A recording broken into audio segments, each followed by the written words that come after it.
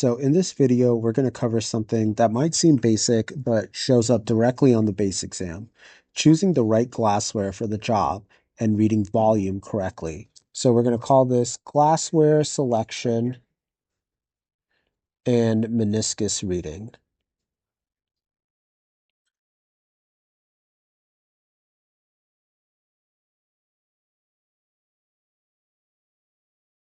Let's call this meniscus reading.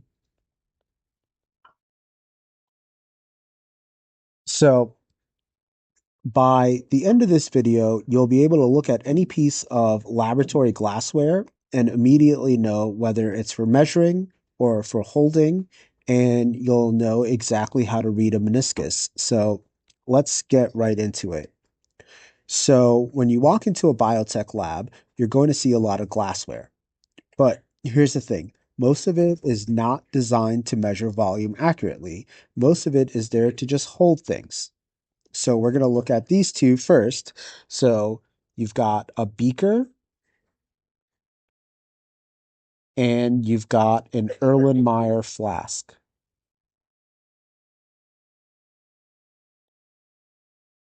The important thing to remember about these two that these are for holding and mixing only.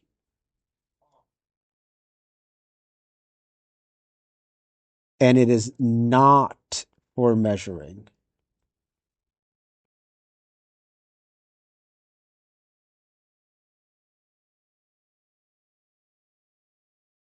On the other hand, so these two have graduation lines on them. So which are these lines right here. And these are these little tick marks on the side. So students often assume that they can be used to measure volume. However, they cannot, not accurately anyways. The tolerance on a beaker is about plus or minus 5%. So that means when it says 100 milliliters, like right here, the actual volume could be anywhere from 95 to 105 milliliters. And any biotech setting, that kind of error is just not acceptable.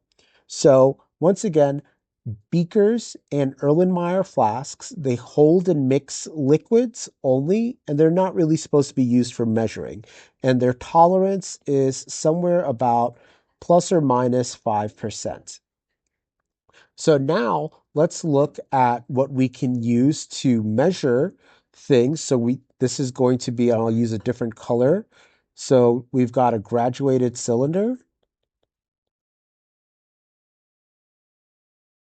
And this is going to be accurate enough for most biology work. Accurate enough.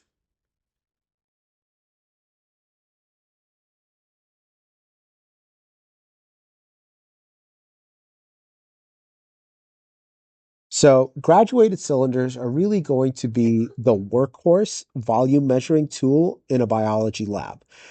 A standard 100 milliliter graduated cylinder has a tolerance of about plus or minus 0.6 ml, and which is significantly more than a beaker, and it's accurate enough for most of the procedures that will be run.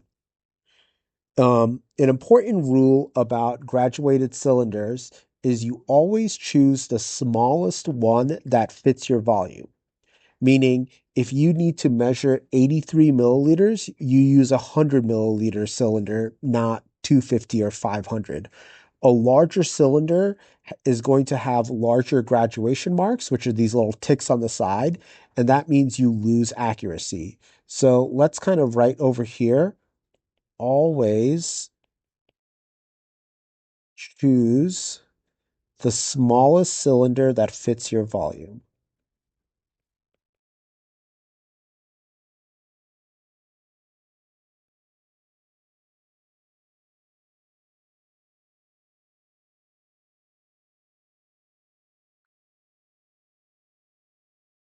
The fourth one that we're going to look at, this is going to be the most accurate one. And so I'll do this in green. And this is going to be a volumetric flask. And this is going to be the one with the highest accuracy. And it's for one volume only. So volumetric flasks are the most precisely calibrated vessels that you use, but they come with a trade-off. Each one is made for exactly one volume, meaning a 100 milliliter volumetric flask only measures 100 milliliters and nothing else. So you can't use it to measure 83 ml or 45 ml. These are used when you need the highest possible accuracy, most commonly when you're preparing a solution to one specific concentration. So it's got one volume only, and it's the most accurate, and it's used for solution prep. Let's add that over here.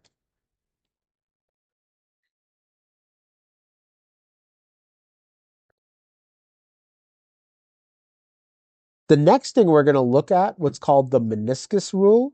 So let's do this color. So let's talk about what a meniscus is.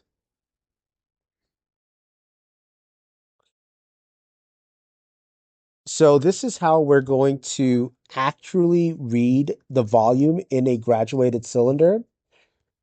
So when water sits in this narrow container right here, um, like a graduated cylinder, the surface actually curves. That curve is called the meniscus. And the word, it actually comes from Greek and it means a crescent moon, which is kind of like a cool little description for what it is. It looks like a little moon. With water and most aqueous solutions, the meniscus is actually going to curve downward, meaning that the edges of the liquid are higher at the center. So we've got a concave meniscus right here. And the rule is simple. You always read from the bottom of the curve of your meniscus. So I'm going to put read here at the bottom of the meniscus.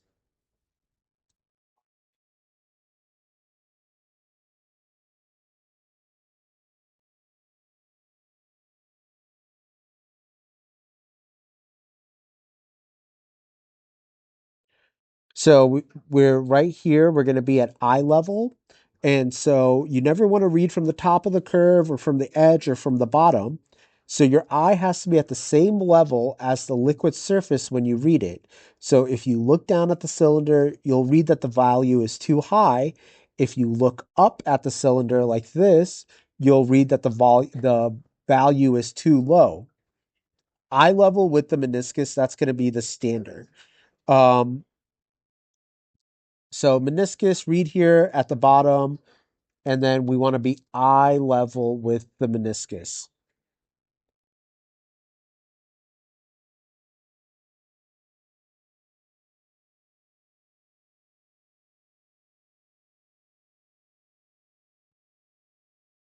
So let's just lock in the three things that we kind of talked about in this video.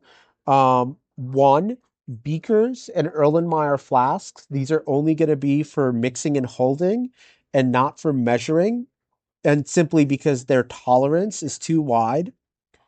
Graduated cylinders, these are going to be the go-to for most measurements that we do. And you always want to pick the smallest cylinder that fits your volume. And a volumetric flask, this is going to be our most accurate tool, but it can only be used to measure one volume only. So like for example, 100 ml or 50 ml, it's not going to be able to measure like 83, for example. And then the fourth thing is going to be our meniscus rule, which just says that the meniscus is going to be the curve at the bottom of the volume that you are measuring. And you always want to read the meniscus at that bottom point, as well as you want to be at eye level with the meniscus. So these are two concepts that are going to be on the base. So let's try to get those kind of squared away. and then I'll see you in the next video.